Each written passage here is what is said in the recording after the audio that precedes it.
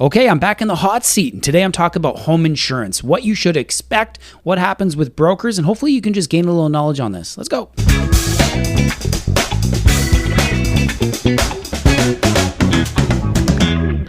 All right, home insurance. How does it work, and what should we be looking for? I'm going to talk about 3 points today. We're going to talk about the rebuild cost and sublimits of that. We're going to talk about liability, and then we're going to talk about endorsements. So let's get into rebuild cost. Why is it important, and what is it? When people talk about the rebuild value of the home, it's the first line item that you see. So it's the big number. And the reason we want to talk about this is because people often get it confused with the buying or selling value of the home. It has nothing to do with that. So when you look at the rebuild value, you remove the land and you just look at the structure. Not what you paid for the structure, what the structure is actually worth to build. So we look at labor and materials, contractors, everything that it takes to build the home. What would it cost if the home was completely gone and you already own the land and you just had to rebuild the structure? What would that cost for you? As brokers, we have access to programs in the background and software that we can enter all this data into from your home, and it will spit out a number for us that gives us an estimate of what it would take today to rebuild that structure for you. This allows us to use this base number to make sure you're insuring the house properly. One thing I want to drive home is that you need to estimate the value of rebuilding this home up to 90% of its value. And the reason for doing that is because the insurance company wants to make sure in the event of a total loss, so if your house caught on fire and the whole thing needed to be rebuilt, that you've been paying the premiums equal to at least 90% of that value. Why not 100%? Because it's an estimate and the years go by, et cetera, et cetera. How do we protect you moving forward with this rebuild value? We cover you in 5% year over year. So generally speaking, we increase the value 5%.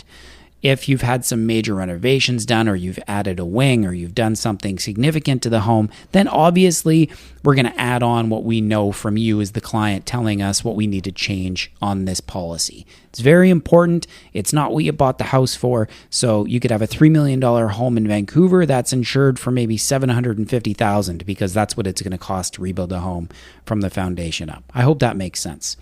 There's other line items that are a direct result of the rebuild value. So generally speaking, your personal belongings and contents value, so your furniture, your clothing, your jewelry, etc., those are all a percentage of the top line value of your rebuild cost. And it can be anywhere, depending on the insurance carrier, it can be anywhere from 70% all the way up to 100%.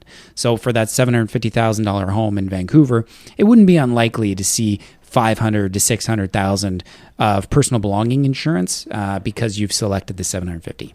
Another line item that's a direct correlation to that number that you've chosen as a rebuild cost is additional living expenses, which is really important because if the house burns down and it becomes uninhabitable, or even there's a huge water damage claim inside the house and it needs to be fixed before you can actually live there, the insurance company will pay for any additional expenses that are coming out of your pocket. So it's additional. So they're not going to pay for your mortgage.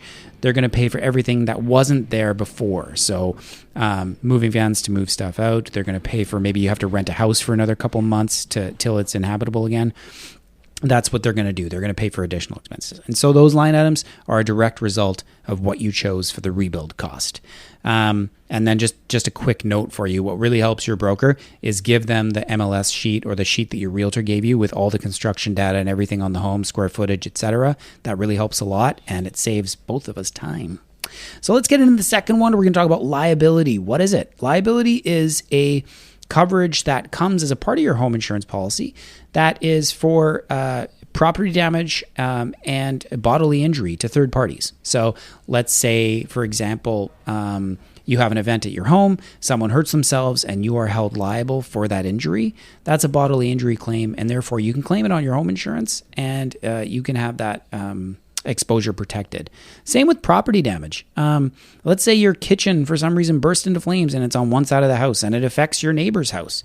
That's actually not, a structure claim. That's a liability claim because you are responsible for property damage to a third party. So keep that in mind. It's an interesting coverage. It's actually global. So, you can not necessarily be around your home. You can be overseas and be blamed for someone's injury or hurting someone else's property. And if they hold you liable, you actually claim your home insurance back in BC or wherever you live in Canada. It's pretty cool. Lastly, what I want to touch on is endorsements.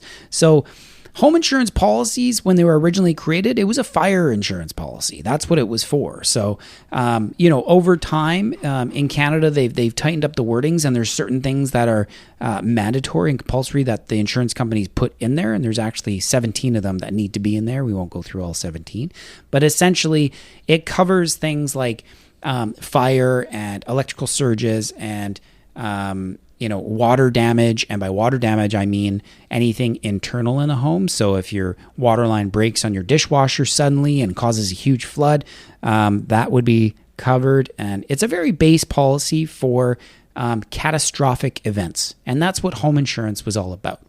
So it is necessary in a lot of different situations. I would argue most that we add endorsements to the policy. An endorsement is something that changes the original contract. So it can be added or deleted. So an endorsement, there's two of them I want to talk to you about: water and earthquake. Water is not, overland water is what it's called in our business, and it's not to be confused with water damage. Every home insurance policy covers water damage, which is internal lines in the house that break and cause flood. Overland water is not included. It must be added as an endorsement. And that is water that comes from outside into your home. It can be whether your basement or your first level or what have you. It can even be coming in through the roof, to be honest, and that would be considered overland water because it's not a part of the internal structure. So that's one thing to keep in mind. Ask your broker about overland water. Secondly, earthquake, pretty self-explanatory.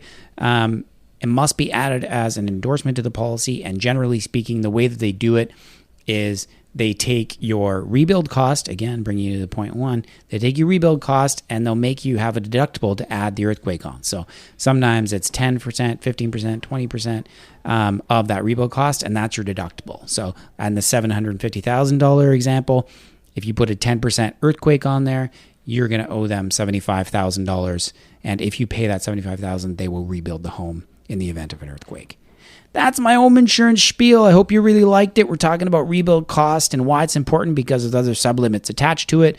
There's liability that follows you around the world. It's pretty cool. And then lastly, we talked about endorsements, and there's two that you want to pay attention to.